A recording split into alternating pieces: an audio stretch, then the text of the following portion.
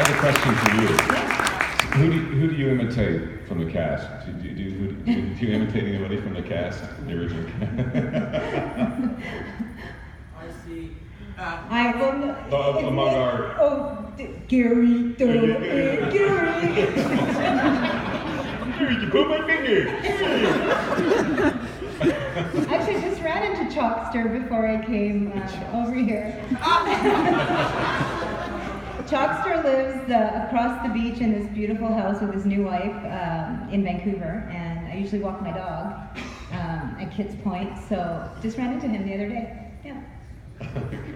He couldn't make it because he's been working lots, and he's working on a TV series out there. I'm on a film. You were in X-Files too. I play a big monkey. Hey, big monkey.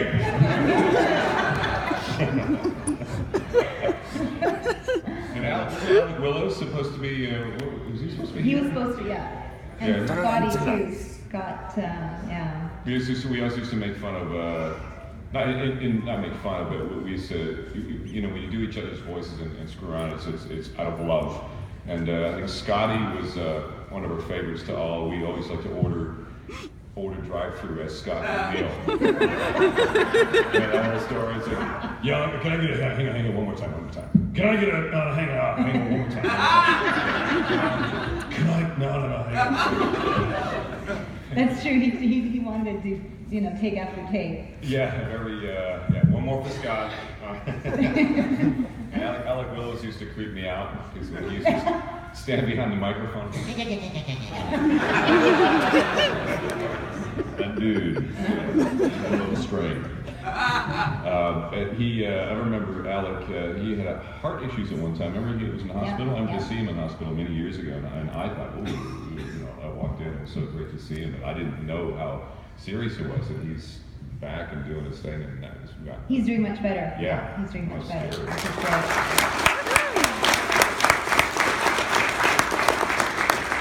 I think one of the fun things about working in the studio with you guys, because we did so many shows, was to try to control ourselves.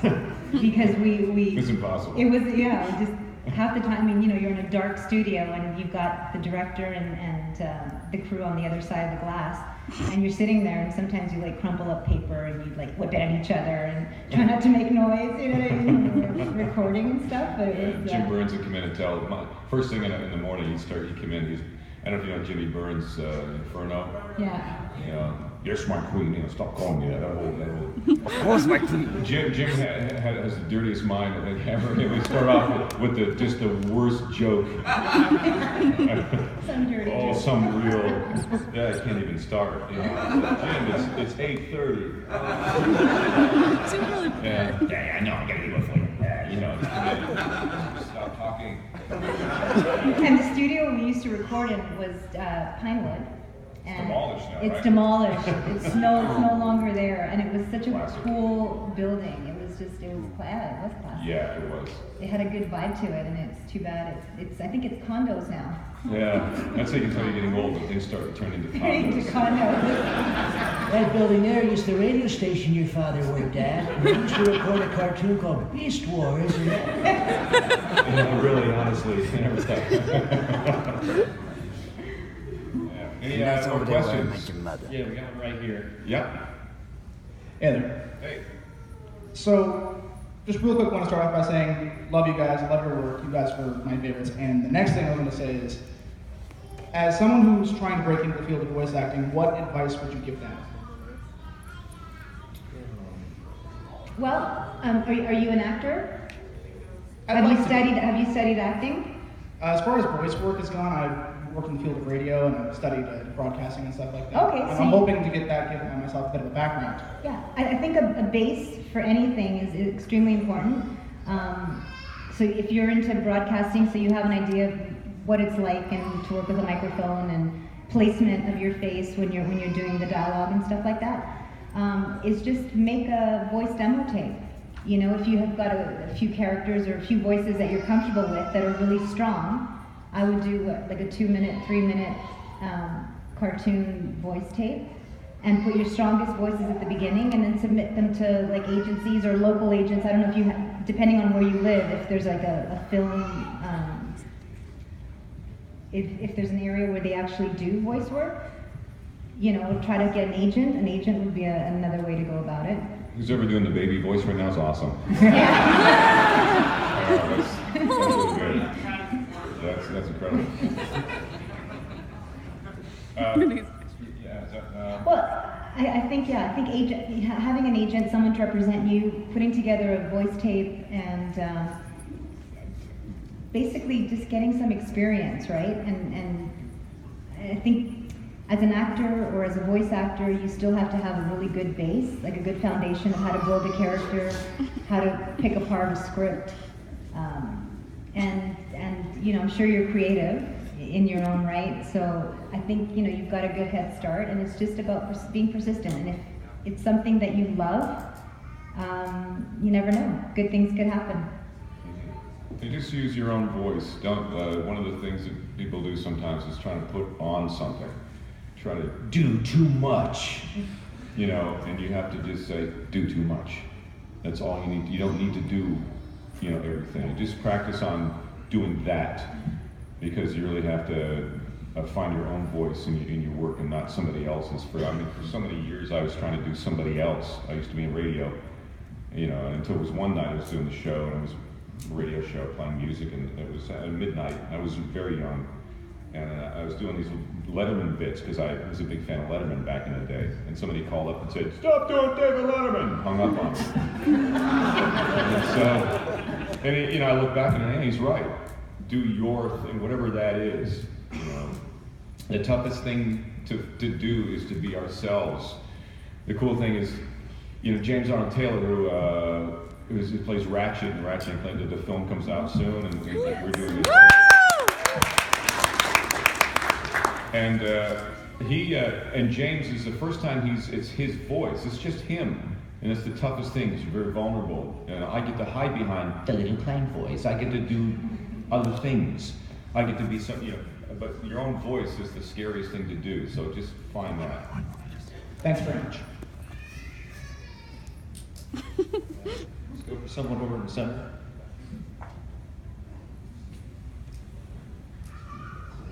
I have his little picture right here. Dramatic pause. Love both your work. Actually, my introduction to you guys' work was Rama and a Half. Oh, Rama. Were you in that? Yeah. Yeah, she was Rama. I didn't know. I did 7 years. I had no idea who else was in it. Well, you know why? Because that's ADR. So Yeah, we saw each other. we never saw each other. Yeah. Who were you? Female Rama. You were female, right? Yeah. Sarah Strange was male Rama for the first few seasons. Yeah. I was just curious,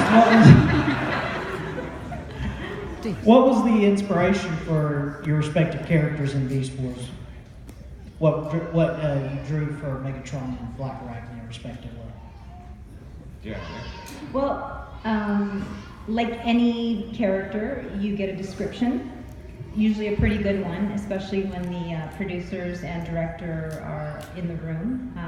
They show you prints of like what they want the character to look like. It's in the beginning stages. When we first started, remember they had like some drawings and stuff like that, very rough copies, drafts and stuff. So you look at it and then you kind of take the dialogue and you kind of try to figure out a way to bring something to the table, something that's different that might stand out. And we had the opportunity to work with Sue Blue, and she's a wonderful actor's director because she's also a voice actress and has so many years of experience and knows what works and what doesn't. And she worked really hard with all of us to fine-tune the characters. And so I think it's organic. It just happens. You just try different things. She's like, oh yeah, I like that. Okay, now go back to that and try it like this and try. You know what I mean? So it's not just my creative process. It's a combination. It's a team effort, and they pick the things that they like. And I'm sure with David the same, especially for key phrases and stuff like that. Yeah. I don't know if you've all heard the story about how I come up with it. Sometimes. You get pieces of copy, or and you look at it and you stress over it and you work on it. Other times I look at something and just start talking, and it's, for whatever reason that seems to work. And for the Transformers, the Megatron, the Beast Wars things seem to just kind of happen. in my head it was a combination, you've heard this, Anthony Hopkins, Sean Connery, and a lizard. What would they sound like? And that's how you get a bit of the sibilance. You start kind of playing around with that, and then the different things sort of would come out with Sue's encouragement or. Yeah, that's good. Let's use that. Yeah, keep that. Yeah. Keep that. Scotty, shut up, Scotty. And then sort of it evolves, like when Homer Simpson sounded way different than he does now. It's just you sort of you kind of fall into it. My Optimus Prime was, they wanted him to say younger, and I was uncomfortable. And finally, about 5, 6, 7 episodes in, I kind of settled into the Prime voice. It's mostly my voice, but it's like selling it to like a new car. You go, oh, okay. Then you start to get heated up, and you know. Yeah, you sounded like a laid-back Sesshomaru. That's right. That's right, exactly. Well, thank you for a sane answer. I asked this question to Scott years ago, and it just went into a rant of all his characters. As is expected. Don't.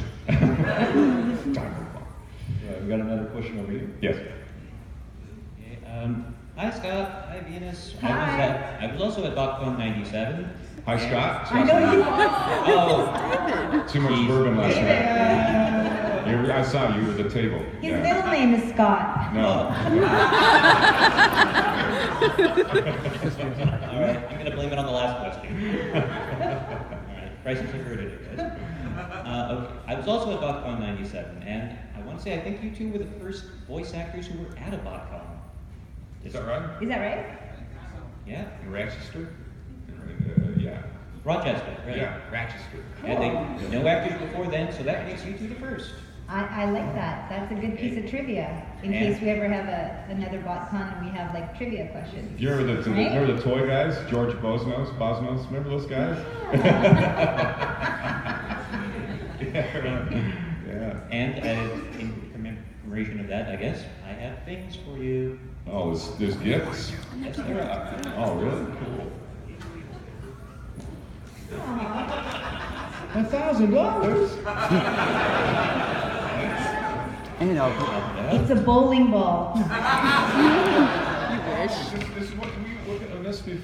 Oh, cool. It's the original television, courtesy of me, it's the original television series press kit, and courtesy of Ben Yee are 2 scripts apiece from the episodes. Oh, thank you so much. Man, thank you, guys.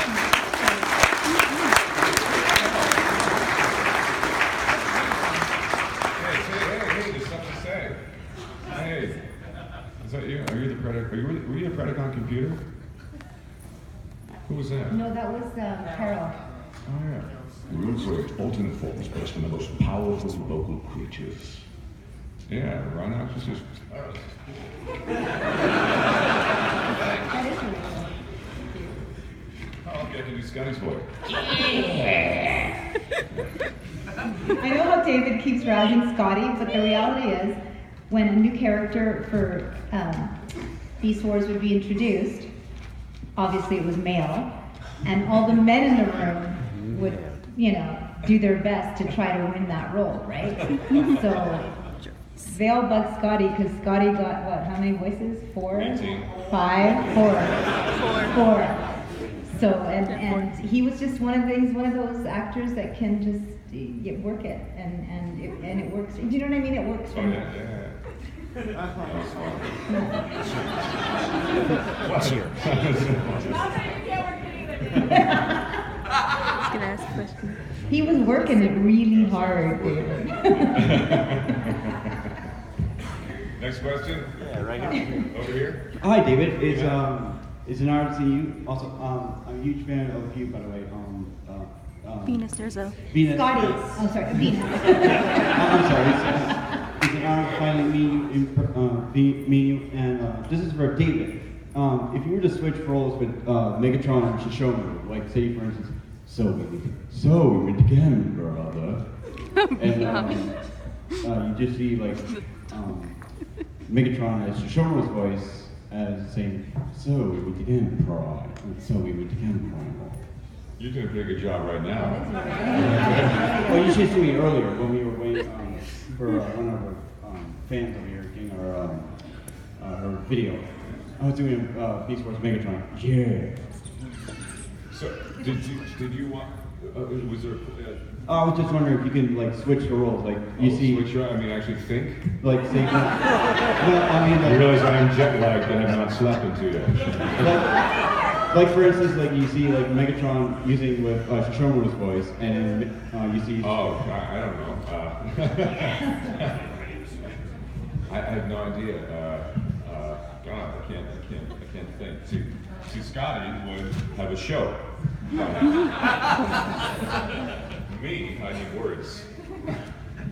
So let me think about that for a second. I need to write something. If you write something down, I'll say something. Or I could just say the line for you. Like the line is so. I mean, the gun primal. I mean, Shishomaru's voice. So it's Shishomaru's voice? Yeah. So we meet again, primal. Like that? Yeah, and then like for Megatron's voice, so we meet again, brother. So we meet again, brother. Thank you so much, dude. I'm spoon fed. Say what? Shut up, Johnny. Oh yeah. Shut up, Johnny. Yes.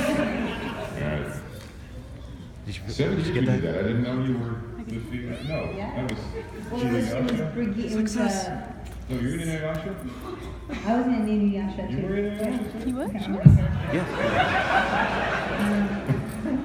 Yes. Hey, follow-up question of one other question, because I had the pleasure of talking to Gary Chalk one of the years he was there about his work in ADR not long after Armada started. And you and Gary and everybody has talked about ADR back then for Armada and John when you were doing the roles. Has doing ADR work gotten better for voice actors with technology? And also, and I asked him this question, do y'all have more power, per se, over the characters? If you're reading a script and your character is just written really badly, and you know this character would not do X, Y, Z, do you have a little more power to say, hey, look, if we're going to do this, we need to do it like this because X? They encourage that sometimes. Yeah. I mean, it's not about power. It's about, trying to make it better or trying to make it true to your characters. So depending on the show, for ADR, we always do rewrites because most of the times it's a Japanese show that we're dubbing into English. So depending on the movements of the character, the mouth movements, like you have to be able to fit the dialogue in. And sometimes when it makes sense to say it a certain way in English, it just doesn't fit. So you just kind of shorten it or you figure out a way that it does work. And usually the writers are pretty spot on regarding your character, and if they're not, like if they say a word like, I don't know if you want to say like, oh, cool, or instead of saying, oh, that's rad, you know what I mean? It's like, absolutely, you would be able to switch it. The director has that power, I think. Mm-hmm. Yeah. And they'd also give you an opportunity to say, yeah, let's try that way. Yeah. And you had a question, ADR, has it gotten different or easier? Or? Has ADR with technology, is it easier for you Used to, Gary said it was very hard sometimes and frustrating to get everything to match up, and the process was a little difficult because just getting the mouth flaps to match up and everything else. With the technology, is it easier for you to do ADR now than it was doing, like, say, Armada and John? I haven't done it for years, only to live action stuff recently, but I haven't done it for a long time, so I don't remember. Well, it used to be like dependent. Like sometimes you would have like the on screen you would have a line, and as soon as the line would hit the end of the picture, then you would begin your dialogue. Whereas for many years now we've had the beeps, and the beeps work. Usually you get 3 beeps and then you begin speaking. But it's an art. There's an art to ADR, believe it or not. It's just to be able to focus, like remember your line and then look at the character and try to match the mouth movements. That's the difference. When you're doing prelay, you're looking at your script the whole time because you have to be facing the microphone. But when you're doing ADR, you're kind of like shifting your focus from your script to the screen. So that takes a little bit of timing. But we've done so much of it that whether the technology's gotten better, I think it's pretty much the same except for the beeps work. At the beginning, we used to do some stuff where we had, like I said, we had that line, and that was a bit tougher, but that was very old school, and that was, I won't tell you how many years ago, but a few years ago. I like it when there's no lip flaps and there's just speaking. That usually means your character's off screen. Yeah, it's off screen. I love that part. Next. Yeah. Hey guys. Wanted to thank you both for Beast Wars because there's really no way the show could have been as amazing as it was without your talents. And my question is, 'cause the show really, in many ways, could have been a huge disaster. It took a lot of gambles. It had a lot of interesting story choices and comedy and so many things that worked really well. But there's so many points at which anything could go wrong and it could have been a huge disaster. I'm just curious if you had any glimpses at the early stages of Beast Wars when it was, sort of early development, and saw any choices or decisions where it could have gone a completely different direction. Honestly, I don't know. I was just kind of blown away. I was casting something. I think we remember the first time we saw some of the computer rendering, and then you look at it now and you're like, wow, that's, it kind of looks a little bit lame. It looks now. ancient. Like Yeah, now it looks ancient, but back then it was so cool. We sat in the studio, they put the lights down, they showed us stuff, we go, oh man, this is looks amazing. It's kind of blew us away. So we knew there was something special about it. As far as, the show and the different direction, I mean, not everybody's going to like everything. There are fans that will not be fans of Beast Wars because they grew up on G1, and that's just all there is to it. I didn't know too much about where the show was headed. I just knew after a few seasons, I thought, oh, this is kind of cool. Otherwise, I didn't read too much into it until years later doing conventions, and you realize sort of the impact it has on people. And people say about, voice of the generation of fans, or I grew up on doing cartoons on Saturday morning. It's kind of, you don't really see that at the time you're doing it. You look back on it now and you go, I guess it was kind of special. So, but I've taken it in a different direction. I don't know. I think there's just something really cool, special, and magical about cartoons, because it doesn't matter what year they were made. It means something different to different people, right? And it, depending on how old you were and when you first started watching it, if something you connect with something, or something speaks to you and you enjoy watching that show, it'll always be a great show, no matter when it was made, or what the animation is, or what the subject matter is. If it's if it's a good show, it's a good show to you. It's a personal thing, I think. Yeah. That makes sense? Yeah, thank you.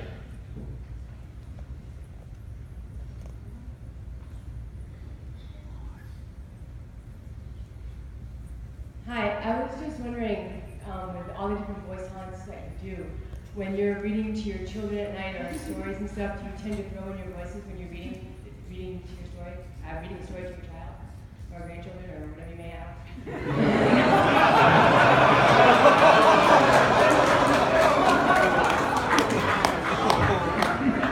Grandpa Dave, what do you say to that? No, not yet. He just told me to shut up. The only other thing I remember, not so much in that, but my son would come home quite a while ago and say, "Hey, the video game, my friends want to hear your voice," and I do the voice for them. But it was usually around Christmas time. I'd get out the Christmas Carol book. I used to I do the voices of some of the characters from Charles Dickens, because I kind of like the me sort of thing, and I do the voice of Santa Claus, and that was the only time I really did voices at home. Otherwise, I was just annoying. I know you come up with. Sometimes I stay in the studio or the car, and I just start talking, and I'll come up with something. But if you do that out in public,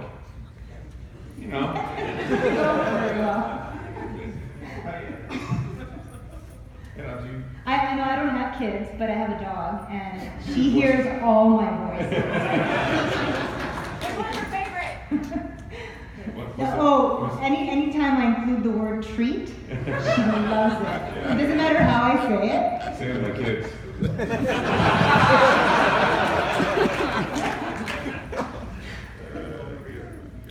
Good afternoon. For David, do you remember the recording sessions from Kaye, the Metal Idol, the anime series? With Don Brown and David Sokolov? Don Brown, yeah. I forgot my keys. Where's my car? Yeah, that's right. I left my car somewhere and I can't find it. Dude, where's my car? And David Sokolov. Yeah. I worked with David on Guardians of the Galaxy and some Ben 10 stuff, and yeah, he and I worked together for a few. He's such a great guy. The most gentle soul with the deepest voice in the world. And he was trying to do a younger voice recently in a session. Hey, Courtney was doing this. Just give him one. He literally can't get higher than a low E or something. Unbelievable. And so the question was, I'm doing a Scotty. Sorry. Recording sessions from that anime series. Kaye the Metal Idol. I was again in anime when I used to live up in Vancouver. I never saw him. We used to go in and do our thing and leave. We never really saw anyone. Like a perfect example. I didn't know she was in Terzo, and we did 7 years of it, 7 seasons or whatever it was, and that. So you don't really see other people. I remember doing it vaguely. So I could have grandkids. Bad timing. Mine goes.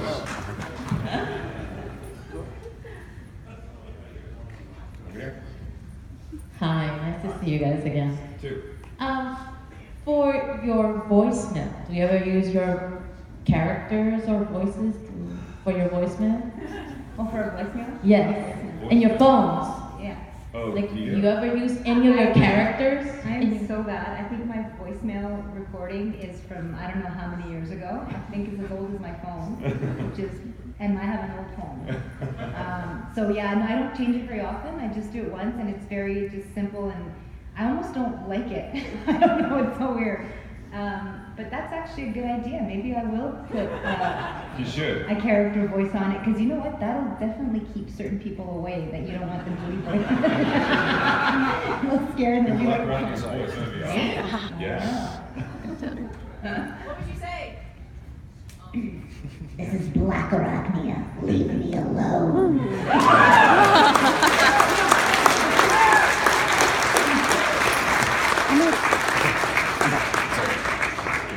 Let me have.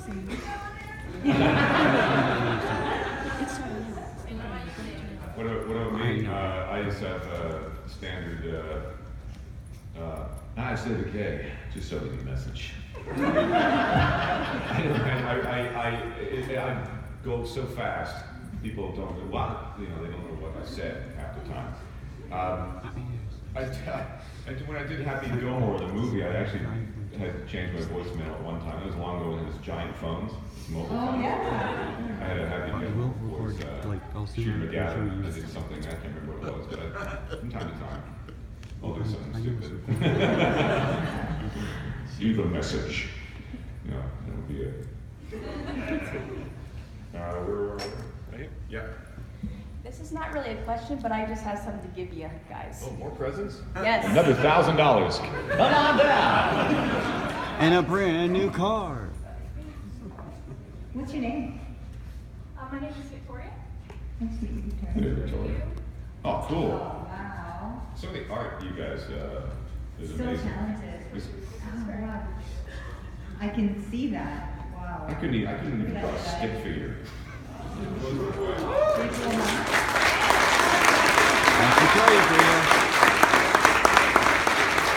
You have to come back and sign it for me. You gotta come back and sign it for me later. I think I may have to. Okay. Congrats. Yes. I was just wondering, out of your career, I'm sure there was some role that you were really excited about, or some voice that you really had come up with and were thrilled with, and it just didn't happen. Is there some role that has always kind of stood out, like, man, I wish I'd gotten that, or some voice you always wanted to use? Can you tell us about that, or give us a sample? Yes, has a story. Well, it's something along those lines. It wasn't like a part that I wanted. I want every part that I auditioned for. I want every part. Okay, as an actor, it's like you know, I'm not generous that way. But I just realized. there was one show, Do you have a pen on you? and I think the character sign it was after the character was cut after. out. And you know, we all have our strengths and weaknesses as actors. And there was one particular where I had to play like a young boy, and I'm not very good with young boy voices. Some people are. And but I got cast in it, and I did a few episodes, and then I got fired. I know, right? So, but that's the way it goes, because they weren't getting what they needed. So that was kind of, you know.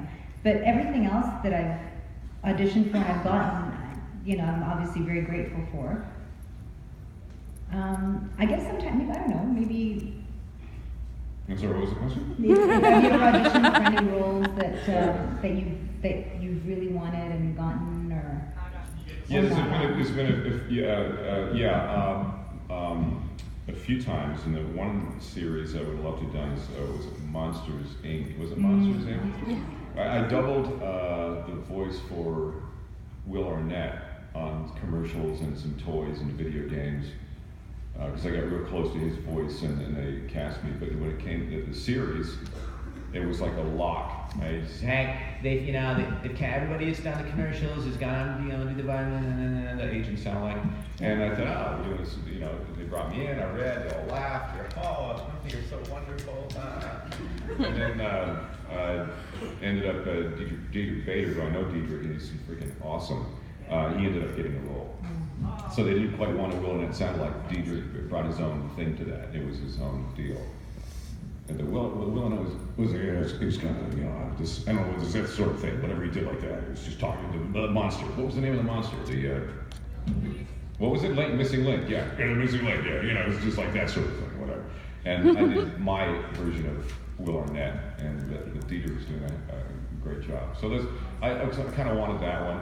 But honestly, everything I've gotten, I was just thrilled with, to be even in the same conversation with, So otherwise, I'm pretty happy. You don't get it. Yes? Oh, hello. Hello.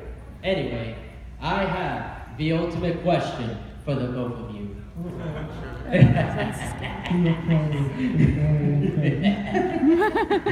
Okay, now, the question goes as this. If Megatron and Black Arachnia... Is it going to take more than 5 minutes? That's all we have left. No! This is actually a good one. 4 minutes. Go ahead. If Megatron and Black Arachnia were dating, how would the date go? Oh. We're on a date? Yes. How would it work? Well, of course, Black Arachnia is in control, so the date would go very well. But Black Arachnia, it's Megatron calling.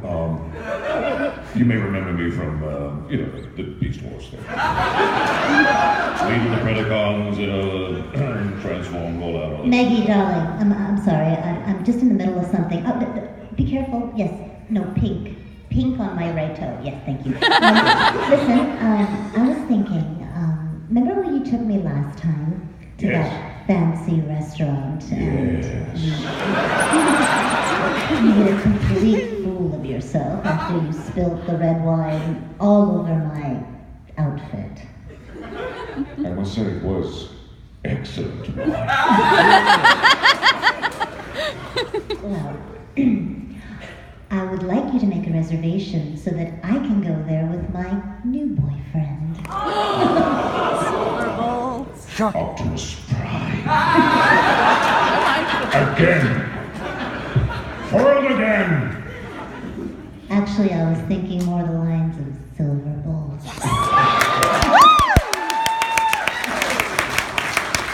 Or as I like to call him, Silver Dolt.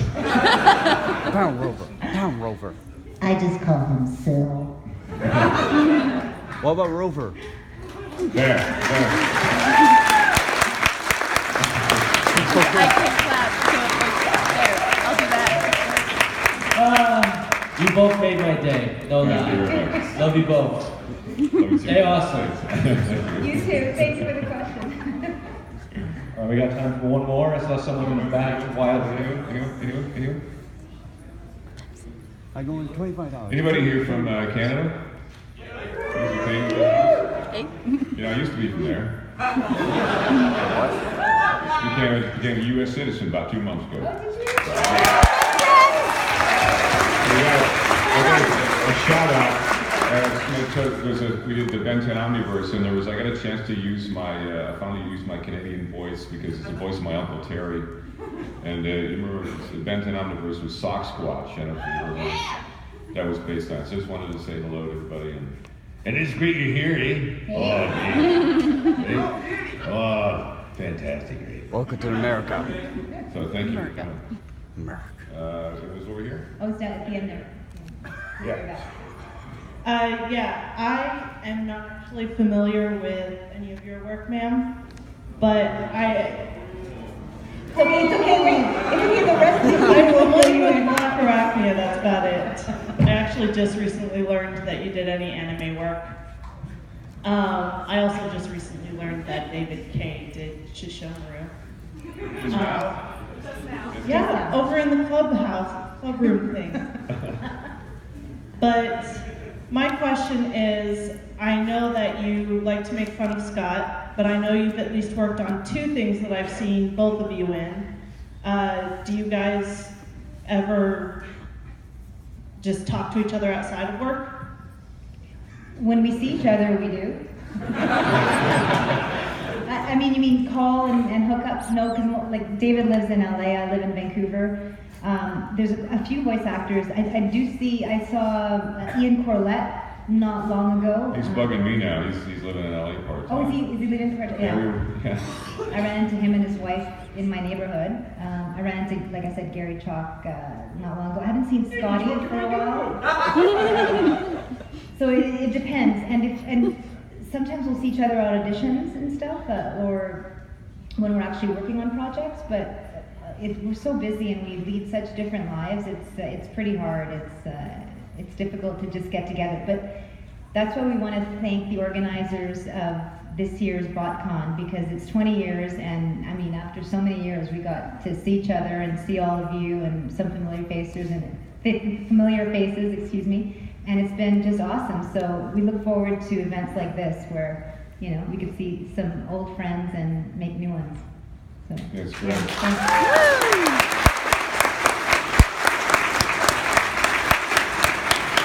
I do have friends that I do hang out with quite frequently. I tend to, like the lives are really different. But Trevor DeVal is in LA now, and Trevor and I, the thing is, one reason why we don't hang out too much is because it's a constant, doing the voice of alien, we're doing this, and it's like after we leave each other, after hanging out for a while, we're exhausted. Otherwise, I have some good friends, close friends in the industry. But a lot of my friends are through sports, through squash, squash. And there was Norman through hockey. We have our hockey friends. Where are you, Norman? Is he here? There he is. We share a passion for sports and other things and that. But I have some crazy friends actually. Oh boy. Yeah, I haven't talked to Scott or seen Scott for years. I know. I was kind of hoping he'd be here. Yeah, I've seen for years. Maybe next time. Yeah. If there is a next time. All right, that's all the time we have for questions. Thanks, you guys.